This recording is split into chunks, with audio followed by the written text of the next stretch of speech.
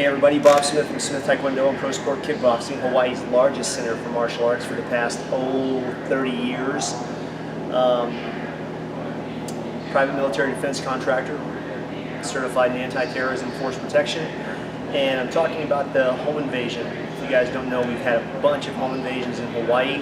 As a matter of fact, it's an epidemic, and if you're not training, I don't care what school you're going to across the country.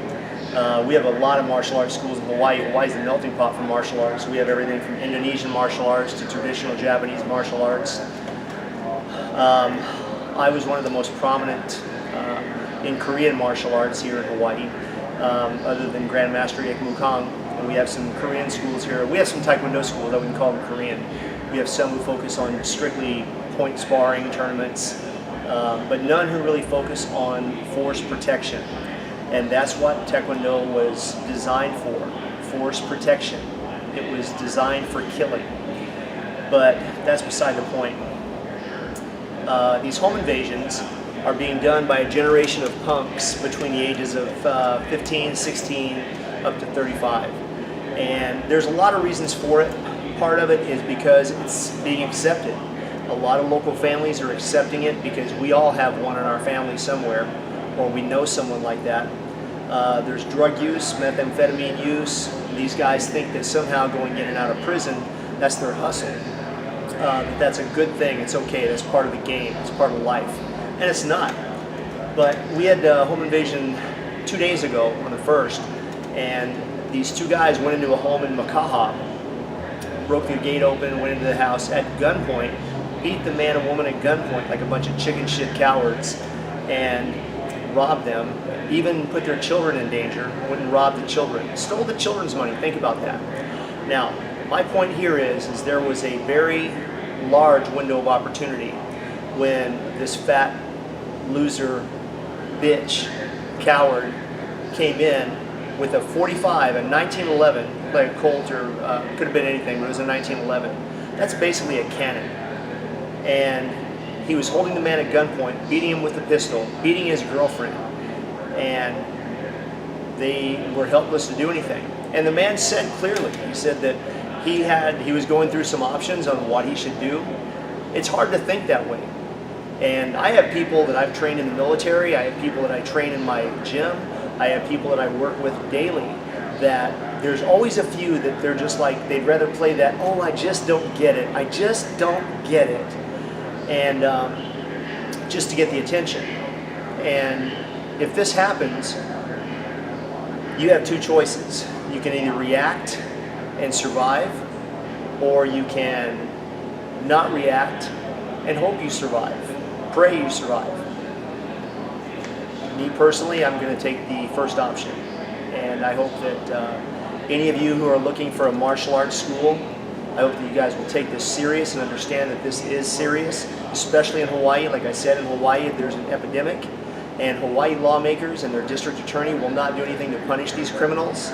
They've made it a game for them, so that going in and out of prison is nothing but a joke. But can you take someone's weapon away from them if they're close enough for you to reach them? Now, ideally, we talk about this in martial arts and combatives classes and anti-terrorism force protection, in Krav Maga, in Hapkido, all around the country. There are tons of Hapkido instructors in this country who are fakes. Now, some of you guys are going to get pissed off, and Bob, how can you say that? Oh, I'm the same as you. Bullshit. You are not the same as me. But that's beside the point. A lot of the anti-martial arts guys will say, well, a guy with the gun's not going to be close enough to use it anyway. Maybe not. And that's your job, to close the distance using intellectual means. And you need to be training all the time. So my question to all of you, if you're watching this and you're involved in martial arts, how often are you preparing for a gun attack? How often are you preparing for a knife attack?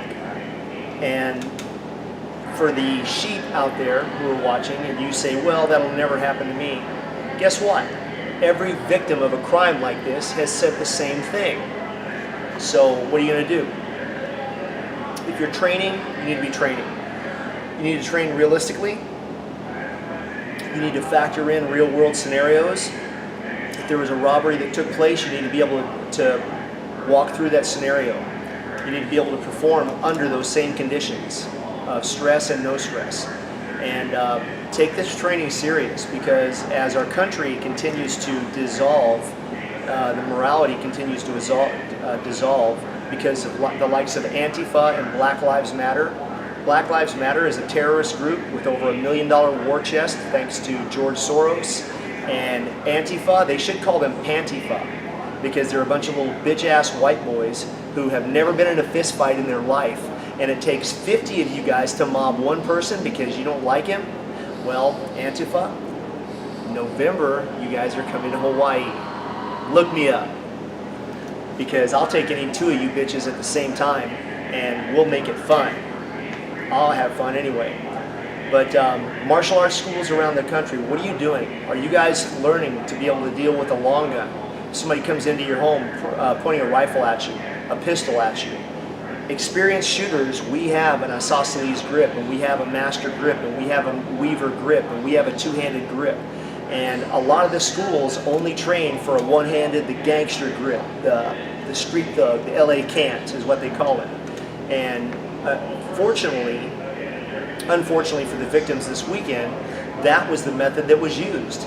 This little fat bastard with the gun was holding it like this, and he was swinging the gun, hitting the persons, hitting his victims, hitting that woman. Can you imagine a man beating a woman into the floor with a gun? Beating her with a pistol. And then his chicken shit ass white buddy comes along and he takes a poke at her while she's down. Ooh man, you guys are a couple of grown men, aren't you? But anyway, back to my point, I'm getting sidetracked because I'm pissed off about this. If you're not training for real world scenarios, you're wrong. If you're not training and taking crimes that are happening in your areas, because those crimes will tell you a lot about what the generation is thinking, how they're acting. Here in Hawaii, like I said, it's an age range from about 15 to 35 where these guys are running around thinking it's a game, getting arrested, getting picked up, beating up their girlfriends. Ooh, you guys are tough. Beating up your women. Those are the demographics that are committing these crimes. So if you're instructors, I challenge all of you, whatever crimes that are happening in your neighborhood, get involved. Analyze those crimes. See what happened. Walk through it. And don't make it some bullshit where you're like, oh, martial arts, because that shit ain't gonna work. But actually analyze the crime from a real self-defense perspective, putting yourself in that position. How are you gonna act? The people that train with me, every one of you, you guys should be able to get a gun out of somebody's hands quick. By the time they raise it, you guys should already be proficient. There shouldn't be any, oh, I just don't get it. How do you do it? Our guys do it enough here in my gym that you guys should be proficient with at least a couple of gun takeaways, knife defenses. And, another thing for the Hapkido guys and the Indonesian Penjak Silat and the Kali guys, especially now that we have Forged in Fire, everybody wants to be a knife fighter. And that's bullshit. If you're a knife fighter, first thing you're going to have is scars. Because when guys tell you, well, a good knife fighter will never get cut, that's bullshit. A good knife fighter will minimize that damage and he'll live. But how many knife fights does a knife fighter actually get into to be called an expert? I've been an expert in firearms, force protection since 9/11. So I know what I'm talking about. I've been a kickboxing champion. I've been a taekwondo competitor and an international competitor. I've fought in all different realms of martial arts competitions. The only thing I haven't done is currently jiu-jitsu. Not interested. I want to throw some blows, I want to knock somebody out, I want to get away as quickly as possible. And that's how I feel about it. So what are you doing to prepare for it? So martial arts instructors around the country, I challenge each and every one of you. Find out some of the crimes that are taking place in your area. You know, a couple of years ago, there was this huge black guy that went into a woman's house and her baby was on security camera, her baby was on the couch. And this guy hit her so hard and just continued to beat her. All the martial arts in the world isn't going to matter in a situation like that. It's a 250-pound plus man, long criminal history, felony history. You guys can thank Obama for that. Thank Eric Holder for that. All these guys that criminals who are just misunderstood, but beat her senseless. and she still had the wherewithal. This guy threw her down the stairs after he was finished beating her, and robbed her house. He was caught, but it was a big game for him. So what are you going to do if you're in a situation like that? If you're a woman, your first job is to get out of there, get help. And there's no mom that's going to leave that house. I get it. Your kids are in there. I get it. My mom's done the same thing when she was alive. And that's a motherly instinct. That's the mother bear, mother lion. And too bad more guys don't have that, instead of guys walking around being little bitches hiding behind guns. But this home invasion that happened in Hawaii last week, or actually 2 days ago, we had one last month in Kaneohe, where a group of guys posing as police officers broke into a home, beat up a 68-year-old woman, beat her up, beat her. And the neighbors got involved, these guys got busted. Before that it was Kailua, before that it was Kalihi. And Hawaii has an epidemic. So if you're not training, and I don't care if you're training in a martial arts system anywhere in Hawaii, I've got a bunch of martial artists from other schools that train here. And if you want to learn how to defend yourself against a firearm or a knife and do it realistically, call me up. If you've got somewhere that you're looking for in the mainland, shoot me an email and we'll find a place for you. If you are a martial arts instructor, I challenge you not to get a big head and think that you are the end-all to end-all. Because most of the guys, well, MMA has proved that all this stuff doesn't work. Doesn't work. MMA has proved it. And they've pretty much killed the traditional martial arts. I've got a knife, ha! I've got a gun, ha! So, you know, all the shit that we did in the 70s and the 80s is gone.